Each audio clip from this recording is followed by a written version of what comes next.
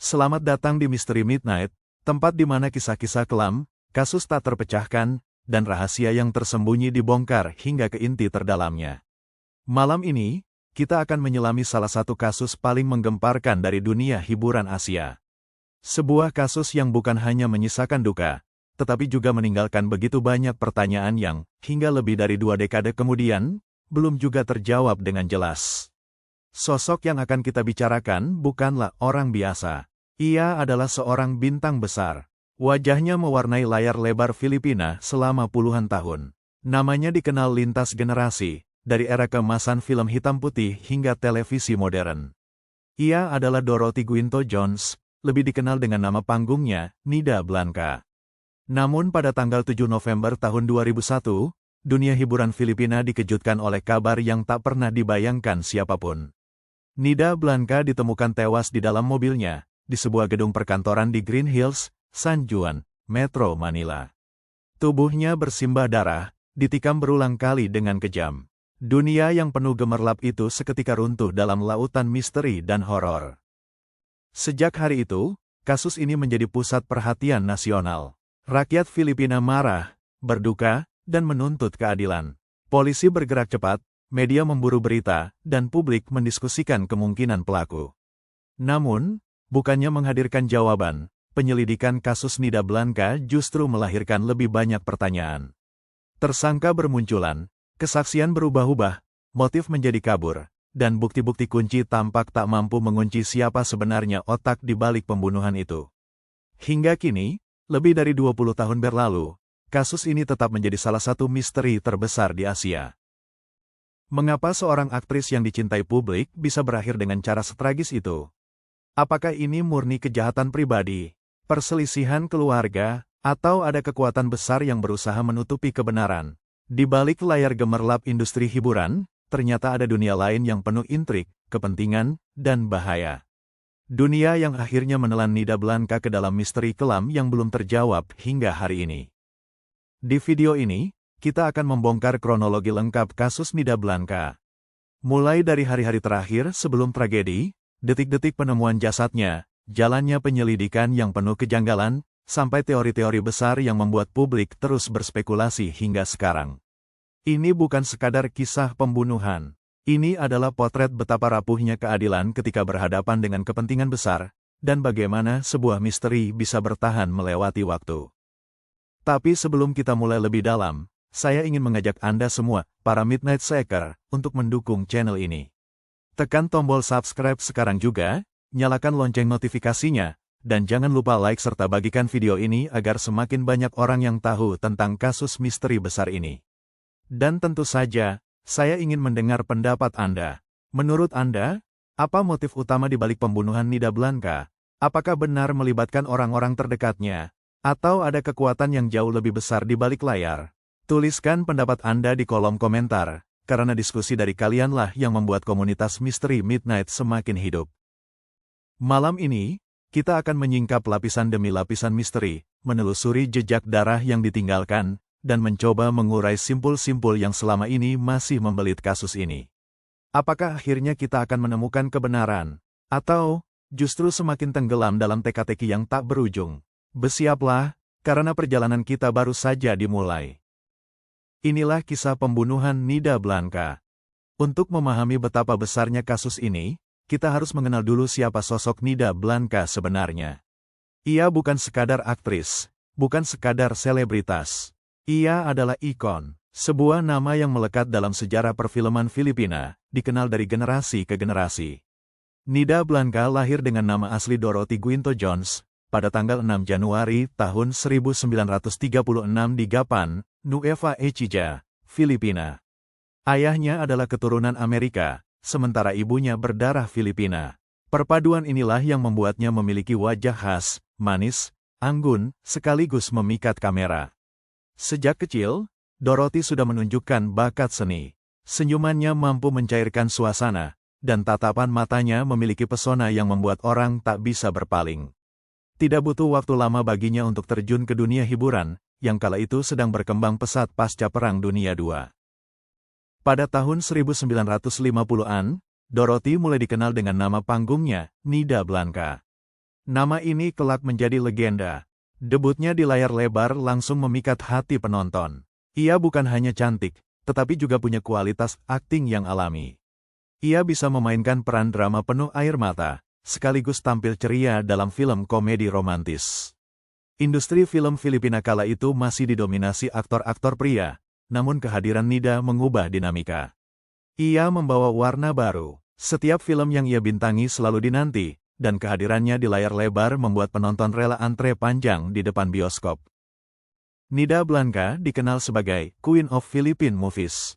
Julukan ini bukan berlebihan. Dalam rentang karirnya yang lebih dari 40 tahun, ia membintangi lebih dari 200 film. Sebuah angka yang luar biasa, yang menandakan betapa produktif dan populernya ia di mata publik. Bersama aktor legendaris Dolphy, Nida menjadi bagian dari salah satu pasangan paling dicintai di layar kaca.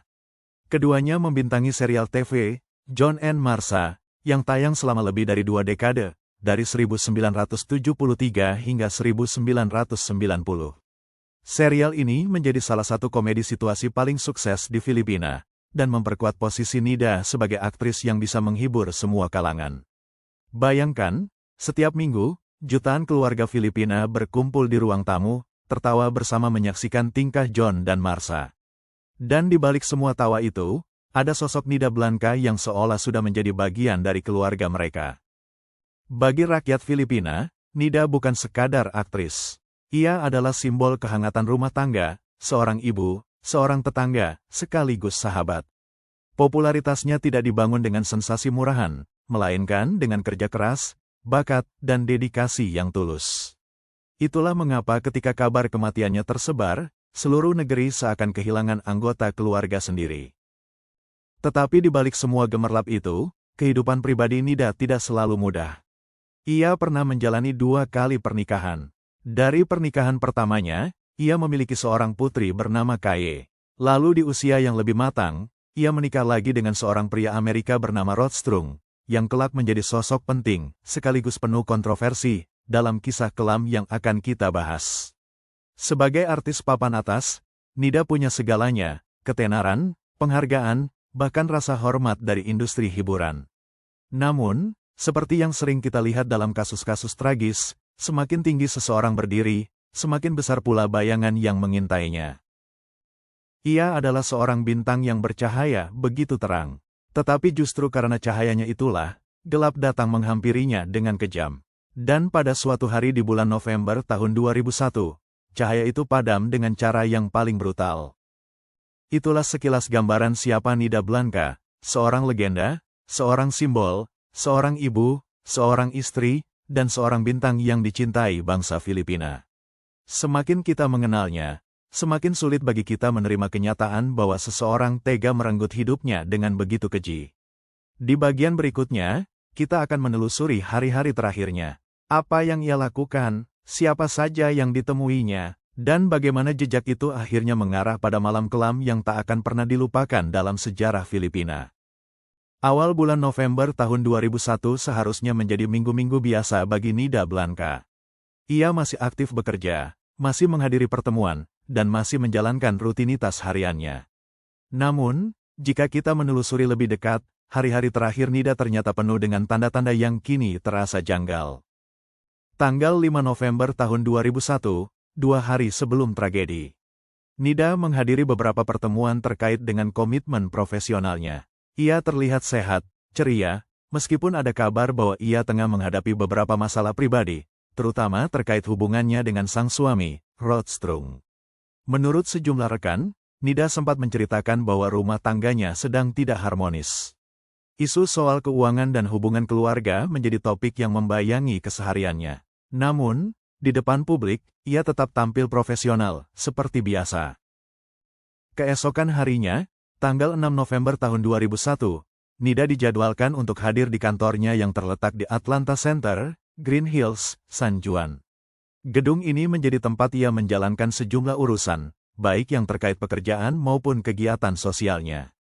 Saksi mata terakhir yang melihatnya mengatakan, Nida tampak normal, bahkan bercanda seperti biasa. Namun, ada satu hal yang mencuri perhatian, Nida sempat terlihat gelisah. Ia beberapa kali menerima telepon pribadi, dan setelahnya tampak lebih serius dari biasanya. Apakah telepon itu terkait dengan peristiwa kelam yang akan segera terjadi? Hingga kini, tidak ada jawaban pasti. Malam itu, Nida memutuskan untuk meninggalkan kantornya lebih larut dari biasanya.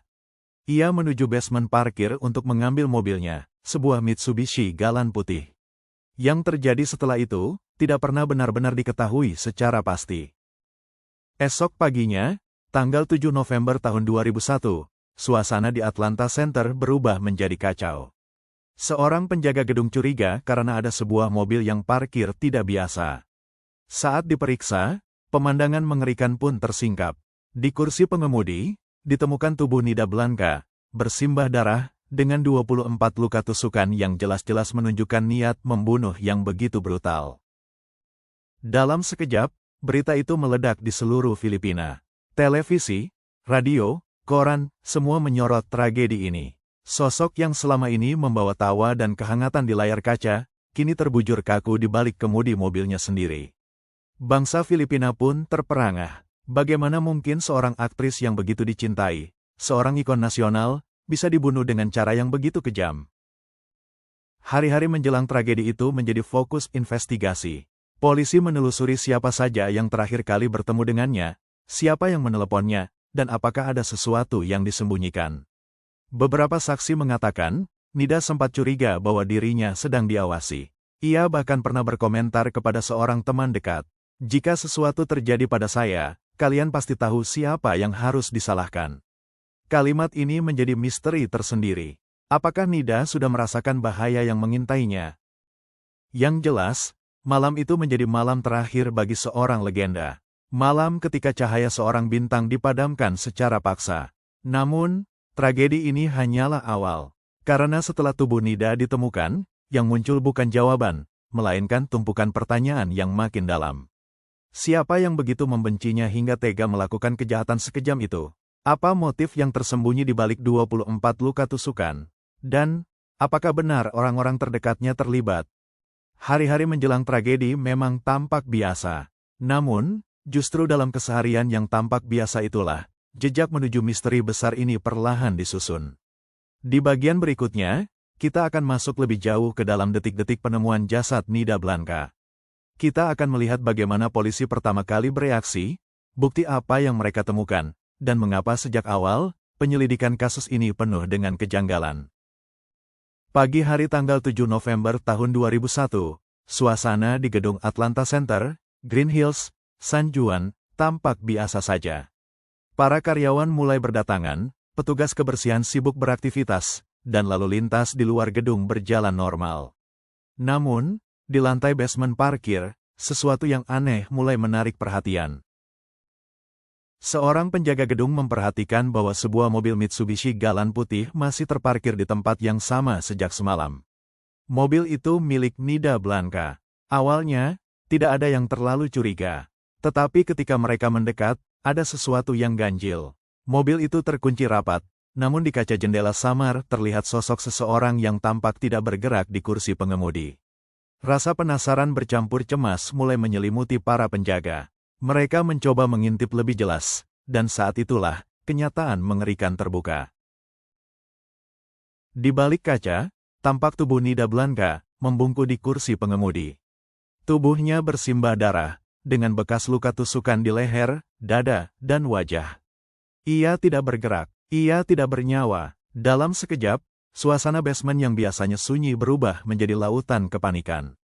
Para staf gedung berlarian mencari bantuan, sementara sebagian lainnya segera menghubungi pihak berwajib. Awalnya, tidak ada yang terlalu curiga. Tetapi ketika mereka mendekat, ada sesuatu yang ganjil. Mobil itu terkunci rapat, namun di kaca jendela samar terlihat sosok seseorang yang tampak tidak bergerak di kursi pengemudi. Rasa penasaran bercampur cemas mulai menyelimuti para penjaga. Mereka mencoba mengintip lebih jelas, dan saat itulah, kenyataan mengerikan terbuka.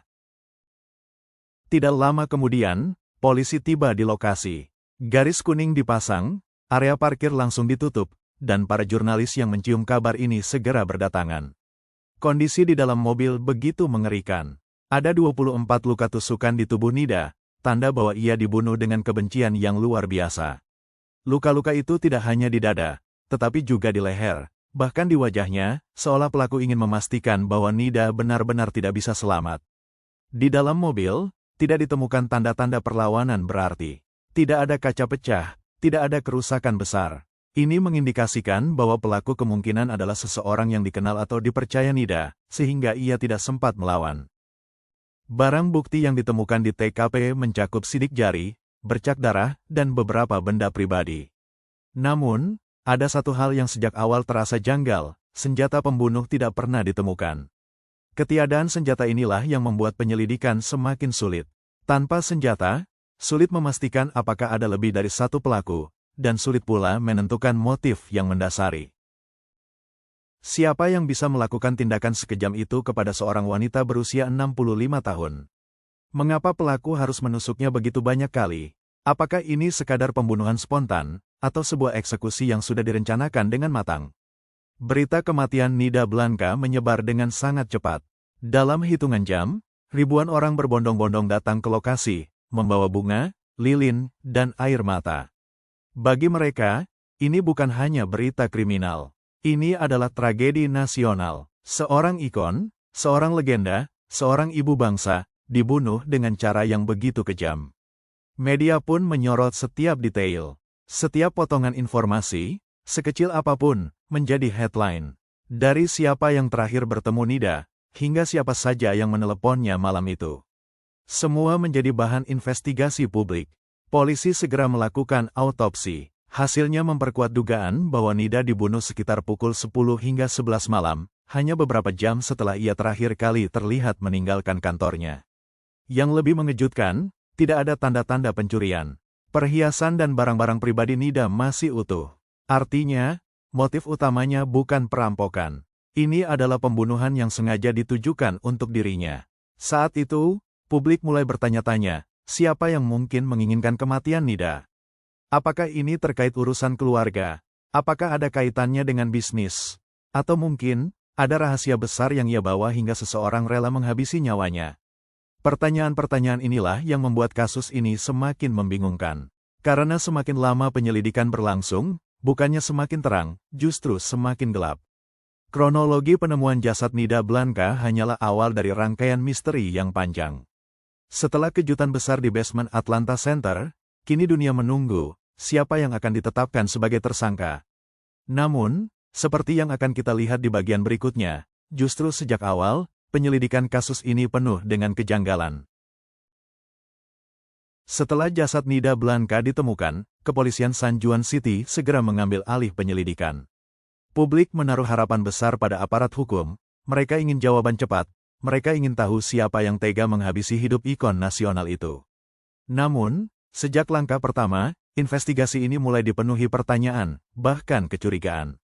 Polisi memulai dari hal yang paling logis. Siapa orang terakhir yang bertemu dengan Nida? Apa motif yang mungkin dimiliki oleh pelaku? Bagaimana cara pelaku bisa masuk ke mobil, tanpa meninggalkan kerusakan atau jejak jelas? Dalam 48 jam pertama, beberapa nama mulai masuk ke daftar orang yang diperiksa. Ricardo, Ricky, Dabo, supir pribadi Nida. Ia adalah orang yang sering mendampinginya, tahu kebiasaan sehari-hari, bahkan mengetahui jadwalnya. Reynaldo, Ronnie, Alvarado, rekan kerja di MTRCB. Dan yang paling mengejutkan, Rod Strung, suami Nida sendiri. Ya, dugaan pertama publik langsung mengarah ke rumah tangganya. Hubungan Nida dan Rod Strung bukanlah kisah cinta bak dongeng. Banyak rumor yang beredar bahwa rumah tangga mereka dipenuhi pertengkaran. Rod, yang dikenal sebagai musisi dan aktor, disebut-sebut mengalami masalah finansial. Beberapa laporan bahkan menyebutkan bahwa Nida sudah tidak bahagia dengan pernikahan itu, dan sempat berencana untuk berpisah. Di mata polisi, ini adalah motif klasik, uang dan hubungan rumah tangga yang retak. Tidak lama setelah kematian Nida, Rod Strung dipanggil untuk diperiksa. Namun, jawaban-jawabannya justru menimbulkan tanda tanya baru. Rod bersikeras bahwa ia tidak tahu menahu tentang pembunuhan ini. Ia mengatakan malam itu berada di tempat lain. Tetapi, publik mulai ragu. Mengapa? Karena keterangan saksi menyebut bahwa hubungan mereka sudah renggang. Bahkan ada kabar bahwa Nida sudah menyiapkan surat wasiat untuk mengeluarkan Rod dari daftar ahli waris. Jika benar, maka Roth kehilangan segalanya. Dan jika benar pula, maka ia memiliki motif terkuat untuk menyingkirkan Nida.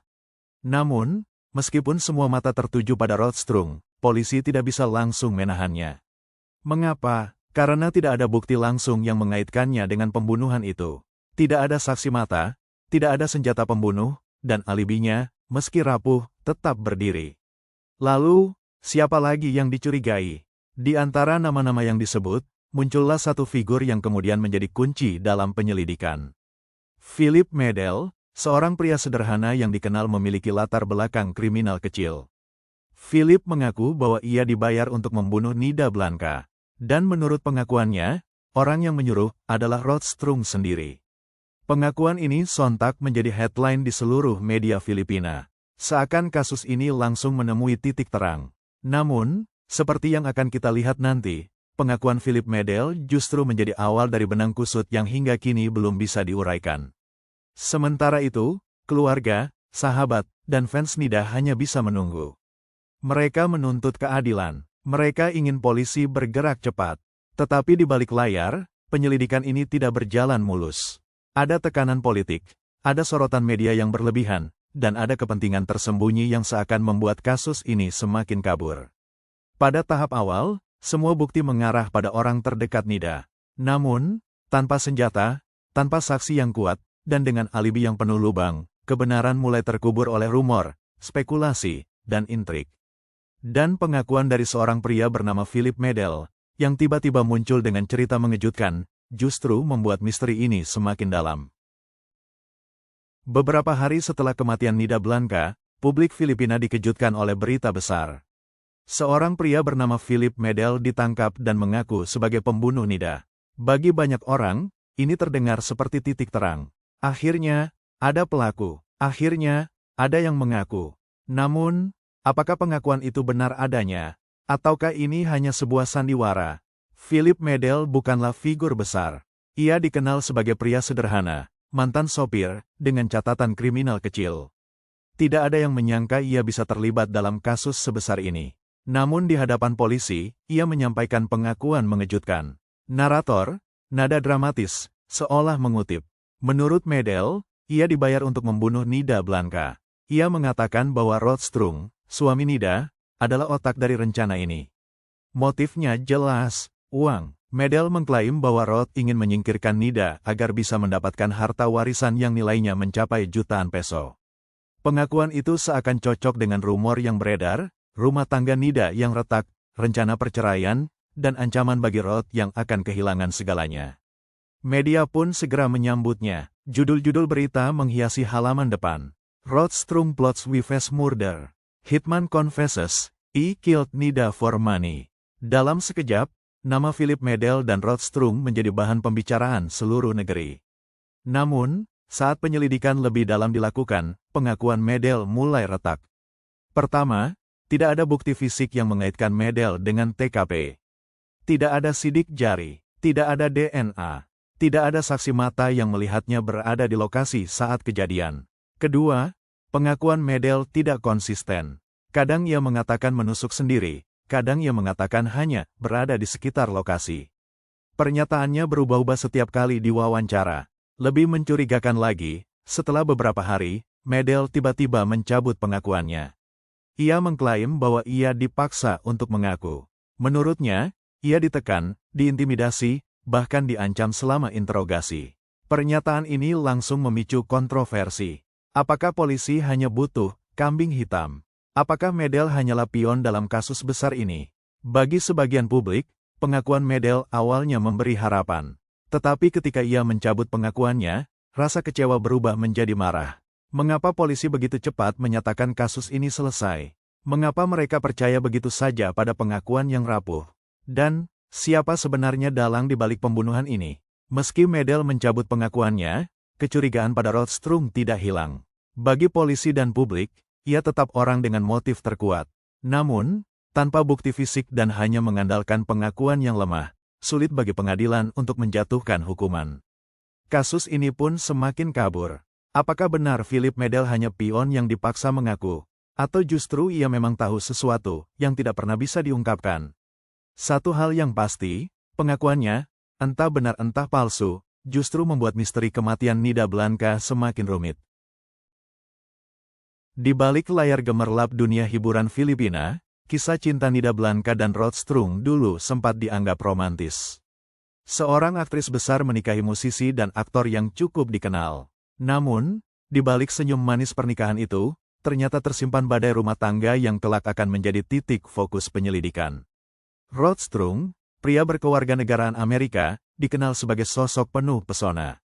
Tetapi banyak saksi mengatakan, pesona itu perlahan luntur ketika masalah finansial mulai menjeratnya. Sementara Nida terus sukses dan dihormati, Rod disebut-sebut justru bergantung secara finansial pada istrinya. Bahkan, rumor yang beredar menyebutkan Nida pernah mengeluhkan gaya hidup Rod yang boros, serta kegagalannya dalam menjaga stabilitas keuangan rumah tangga. Pertengkaran demi pertengkaran pun tidak bisa dihindari. Nida, wanita kuat yang terbiasa mandiri, kabarnya mulai berpikir untuk mengakhiri pernikahan itu. Dan inilah bagian paling krusial, kabarnya Nida sudah menyiapkan surat wasiat untuk menghapus nama Rod Strung dari daftar ahli warisnya. Jika benar, maka Rod akan kehilangan segalanya, akses finansial, status, bahkan kenyamanan hidup. Motif finansial ini membuat banyak pihak yakin bahwa Rod memiliki alasan kuat untuk menyingkirkan Nida. Ketika polisi mulai menaruh kecurigaan padanya, Rod bersikeras bahwa ia tidak terlibat. Ia mengaku tidak tahu apa-apa, dan pada malam pembunuhan, ia sedang berada di lokasi lain.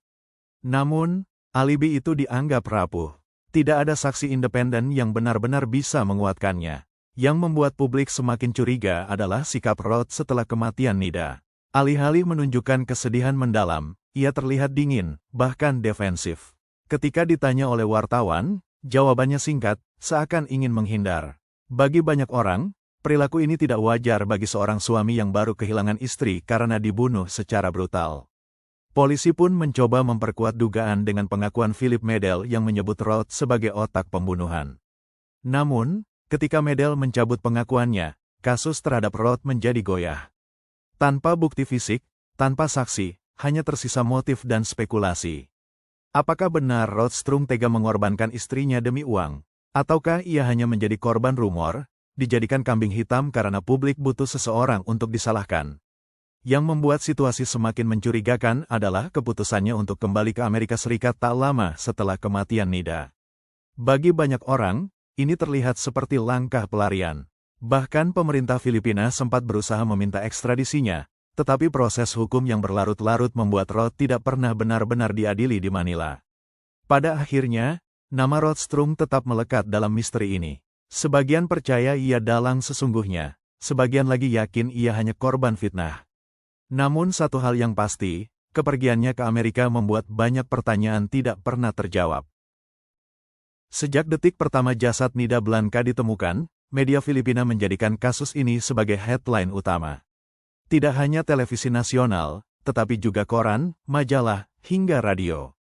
Nama, Nida Blanca, memenuhi seluruh ruang publik. Bagi masyarakat Filipina, ini bukan sekadar kasus kriminal biasa. Ini adalah tragedi nasional. Dalam hitungan hari, kasus ini berubah menjadi sajian drama harian. Setiap gerak polisi, setiap pernyataan saksi, hingga gosip kecil di sekitar keluarga Nida, semuanya diliput. Media menciptakan narasi bahwa pembunuhan ini harus segera terpecahkan. Publik haus akan jawaban. Namun, tekanan besar ini justru membuat penyelidikan menjadi berat sebelah. Ribuan orang turun ke jalan, menuntut keadilan. Vigili lilin diadakan hampir setiap malam. Air mata bercampur doa, seolah seluruh negeri bersatu dalam satu suara, tangkap pelakunya sekarang juga. Tapi, dalam kondisi seperti ini, polisi menghadapi dilema besar. Apakah mereka bekerja sesuai prosedur hukum yang memakan waktu lama, atau mereka harus menunjukkan hasil cepat untuk meredam amarah publik? Tekanan media membuat polisi seakan berpacu dengan waktu. Setiap hari, wartawan bertanya, siapa pembunuhnya? Kapan ditangkap? Mengapa belum ada tersangka? Ketergesaan inilah yang akhirnya membuat munculnya Philip Medel sebagai tersangka sempurna. Ia miskin, ia tak berdaya, dan pengakuannya, meskipun penuh kejanggalan, dipakai untuk meredakan tekanan publik. Tidak berhenti di situ, media bahkan mulai membentuk opini publik, bahwa Rod Strung adalah dalang, bahwa Nida sudah lama menderita dalam rumah tangga, bahwa kasus ini adalah drama cinta, uang, dan pengkhianatan. Kenyataannya, banyak detail yang belum terbukti. Tapi opini publik sudah terbentuk lebih dulu. Tabloid mulai melabeli Rod Strung sebagai suami dari neraka.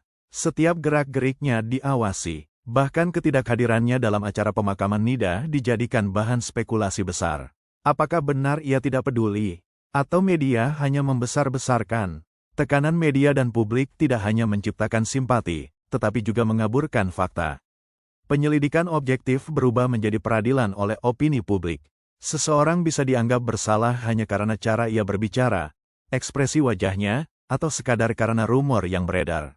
Inilah paradoks besar kasus Nida Blanca. Di satu sisi, perhatian media membuat kasus ini tidak mungkin ditutup-tutupi. Tetapi di sisi lain, sorotan berlebihan justru menekan polisi untuk mencari hasil cepat, bahkan jika itu berarti melompati detail penting. Bagi masyarakat Filipina, Nida bukan hanya aktris. Ia adalah simbol, ikon, bagian dari kehidupan mereka sejak kecil. Itulah sebabnya kematiannya terasa begitu personal. Dan itulah sebabnya media bisa memainkan emosi publik dengan begitu mudah. Tetapi semakin keras publik berteriak meminta keadilan, semakin sulit pula menemukan kebenaran sesungguhnya. Dan ketika kasus ini mulai meredup di halaman koran, kenyataan pahit pun muncul. Tidak ada yang benar-benar tahu siapa pembunuh Nida Blanca. Ketika sorotan media mulai meredup, kasus Nida Blanca masuk ke ranah hukum. Dan disinilah publik menyaksikan betapa rapuhnya sistem keadilan di Filipina. Masalah pertama adalah Philip Medel, satu-satunya tersangka yang sempat mengaku. Namun, pengakuan itu segera ia cabut dengan alasan dipaksa polisi. Tanpa pengakuan, polisi tidak memiliki bukti fisik yang kuat. Tidak ada saksi mata, tidak ada rekaman CCTV, tidak ada senjata pembunuh yang bisa ditelusuri dengan jelas. Sejak saat itu, kasus ini mulai runtuh. Jaksa bingung, polisi kehilangan arah, sementara pengacara mulai menyerang balik. Yang tersisa hanyalah spekulasi, bahwa suami Nida, Rod Strung, dalangnya. Tapi sekali lagi, tidak ada bukti langsung. Rod Strung sempat diperiksa, ia bahkan disebut-sebut sebagai tersangka utama. Namun jaksa tidak pernah berhasil menjeratnya di pengadilan. Mengapa? Karena bukti tidak cukup. Semua hanya berdasarkan testimoni yang saling bertentangan. Inilah kelemahan besar dalam kasus Nida Blanca. Tanpa bukti forensik yang solid, sistem hukum terjebak dalam kebingungan.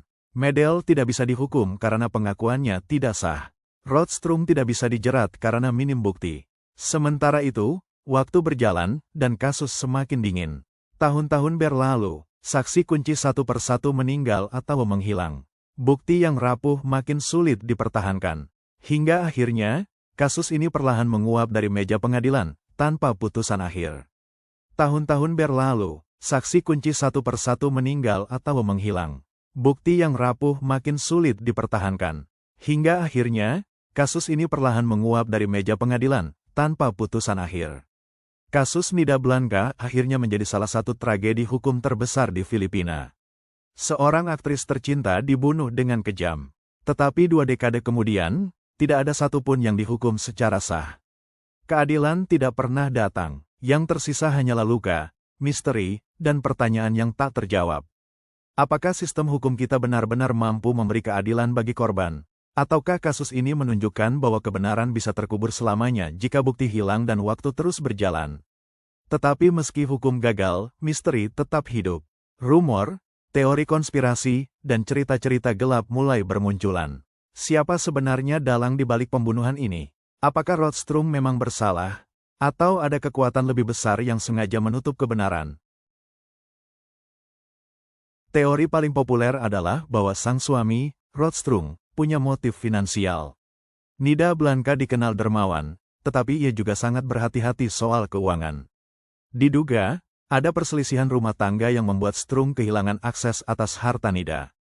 Banyak yang percaya, pembunuhan ini direncanakan untuk mendapatkan keuntungan dari polis asuransi atau warisan. Namun, sekali lagi, semua hanya berdasarkan dugaan. Tidak ada bukti yang menempatkan Strung di lokasi kejadian pada malam itu.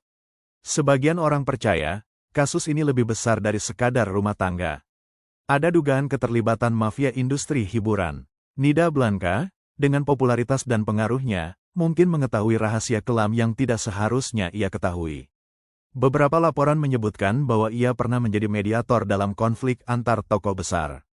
Jika benar, maka ia mungkin tahu terlalu banyak. Dan dalam dunia di mana rahasia bisa membunuh, Nida bisa saja dijadikan target untuk membungkam mulutnya. Teori lain yang beredar adalah keterlibatan politik. Di awal 2000-an, Filipina tengah dilanda ketidakstabilan politik. Ada rumor bahwa Nida Blanca dekat dengan sejumlah tokoh pemerintahan. Apakah ia dibunuh karena mengetahui rahasia politik tertentu? Atau apakah ia sekadar menjadi korban dalam permainan kekuasaan yang jauh lebih besar? Bagaimana dengan Philip Medel? Mengapa ia mau mengaku lalu mencabut pengakuannya? Sebagian percaya ia memang terlibat sebagai eksekutor bayaran. Sebagian lain yakin ia hanya dijadikan kambing hitam oleh aparat untuk menenangkan publik. Jika Medel benar hanya boneka, maka siapa dalang di balik bayang-bayang? Pertanyaan itu sampai hari ini belum terjawab. Ada pula teori yang lebih mengejutkan, bahwa pembunuh sebenarnya adalah orang yang sangat dekat dengan Nida, bukan suami, bukan mafia, bukan politisi. Melainkan seseorang dari lingkaran pribadinya sendiri. Orang yang tahu kebiasaannya, orang yang tahu di mana ia parkir mobil setiap hari. Orang yang bisa mendekatinya tanpa menimbulkan kecurigaan. Jika teori ini benar, maka pelaku bisa jadi masih bebas berjalan di luar sana, menyimpan rahasia yang kelam. Sampai hari ini, tidak ada teori yang benar-benar terbukti. Rostrum meninggal, Medel tetap menjadi tanda tanya, dan rumor konspirasi terus hidup, dari warung kopi hingga forum internet. Siapa sebenarnya dalang di balik pembunuhan Nida Blanca?